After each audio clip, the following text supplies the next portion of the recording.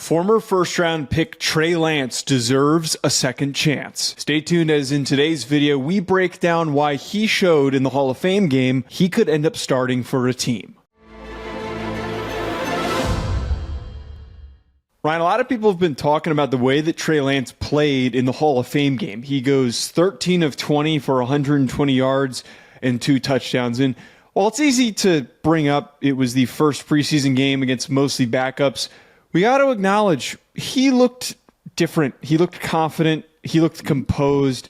What stood out to you before we get into these 3 plays? What stood out to you about his overall performance?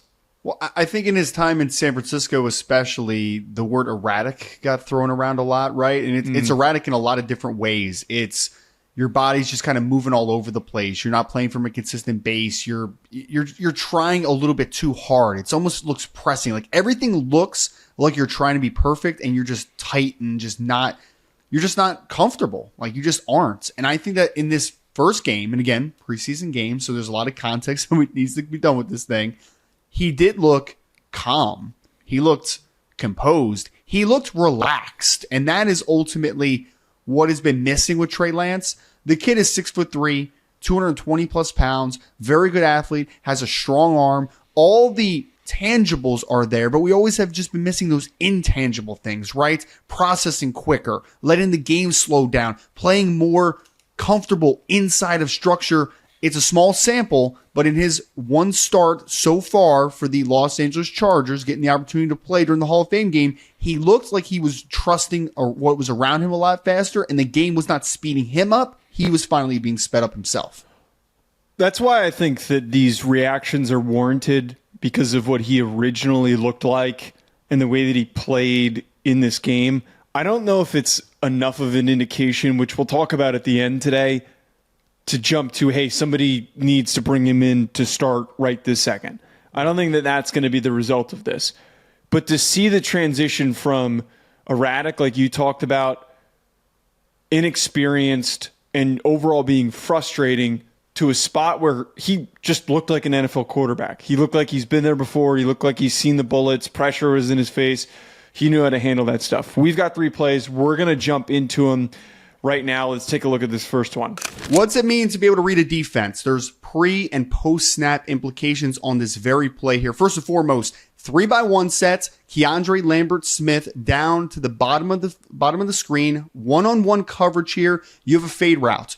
You see Trey Lance, the minute that he sees that there is a safety to the middle of the field, he knows that he has a one-on-one opportunity as long as he holds that safety to the middle of the field. You see that he doesn't stare down Lambert-Smith and give off his indicator a little bit too early on this play. He is able to keep that safety to the middle of the field and throws a beautiful fade route for a huge gain. This shows pre-snap understanding. This shows safety manipulation, and then he throws the ball in a bucket on a perfect throw. Another angle here on this throw, and it's kind of clear here when we see it from this spot that there's a tight window for him to connect on. You talked about the safety that's coming over. A little bit of hesitation leads to this window potentially being completely closed. I don't know if it would have led to a turnover, but a better starting safety might have been able to at least force an incompletion. These are the types of throws that Trey Lance needs to make in order to be a starting quarterback in the NFL. These are the types of throws that I felt like we didn't get enough of. This requires some pretty good, not only quick decision-making to immediately realize that this is opening up, but also the touch to place this thing right where it needs to be for a rookie receiver to easily catch this football along the sideline. So this first play, I think, does a really, really good job of illustrating what he could become if he gets more chances to play in the NFL. Yeah, and when you hold that safety in the middle of the field, you know that you're going to have an opportunity here, but still you need to make the perfect throw. And this is one thing that I loved, especially because if you remember him coming out of North Dakota State, what was one of his biggest sells, Joe? It was as a deep ball thrower. His ability to connect with Christian Watson and some of the other Bison wide receivers.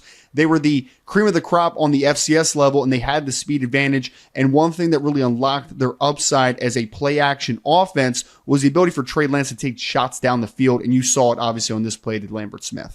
Once again, Joe, I think this shows safety manipulation. He sees that the safety is going to start to work down to the bottom of the screen, which knows in this route combination that he is going to have this tight end, either a bang 8 or a seam route, whatever you want to call it here, but he is working in the middle of the field, and you have nobody coming from the bottom of the screen over to help this defensive back. So the defensive back has poor leverage.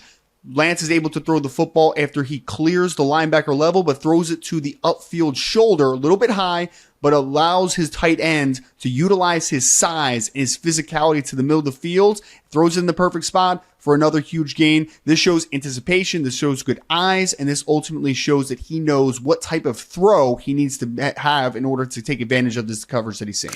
So Ryan, this angle really shows why he had to throw this ball where he put it.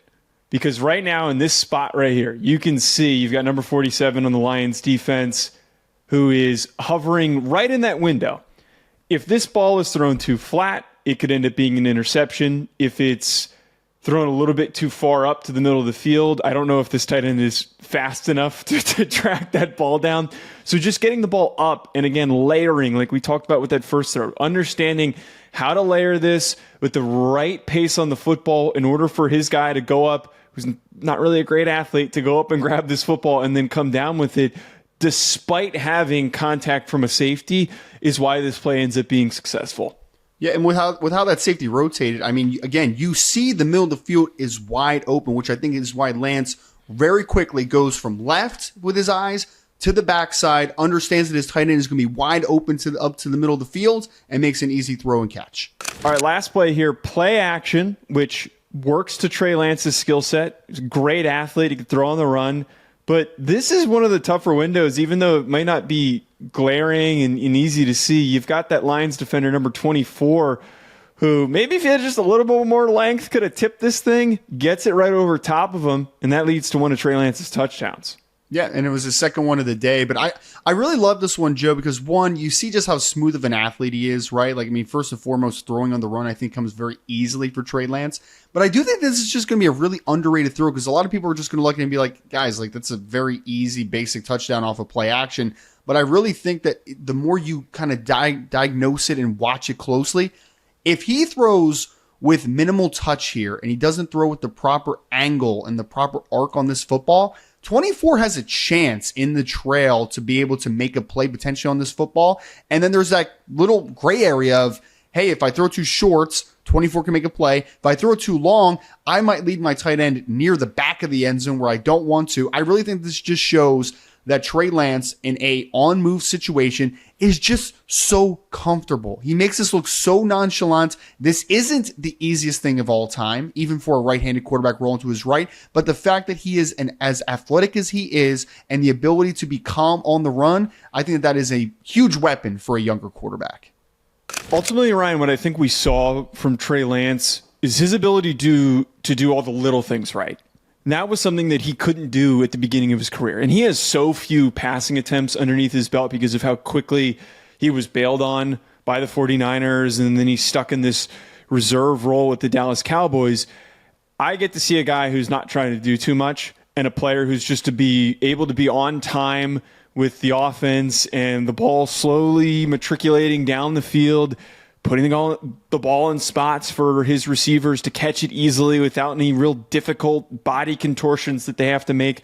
I really do think he should be considered for teams that don't have a future plan for what they should do in a couple of years after a veteran is gone. So a team like the Rams, who love to do a lot of play action once Matthew Stafford retires, who are they going to? The Pittsburgh Steelers, another team that loves play action. What are they doing after Aaron Rodgers? It's all there. This was a good example. Maybe not enough for us to say, start him, he goes on to be an all-pro. That'd be ridiculous. But Get him on a team and at least let him develop for one more year and give him a shot. And if it doesn't work out after that, then you can go and draft a new quarterback and reset once again. Yeah, I mean, I think that the whole context of Trey Lance as a prospect needs to kind of come into focus. He was a one-year starter in North Dakota State who played one football game his last year and then ultimately decided to opt out the rest of the season. This is a player that just hasn't thrown enough. He hasn't played enough games. He hasn't had enough of a sample size of just being on the field ultimately, right? And obviously he wasn't ready in San Francisco. He just wasn't ready. He was a guy that probably should have went back for another year potentially on the FCS level or maybe transferred up. But regardless, he still has a runway here, Joe, because there's still developmental upside. He's still young too, right? Like he's got those things both working for him. He obviously has all the tangible things again, right? We're talking about the arm strength. We're talking about the athleticism.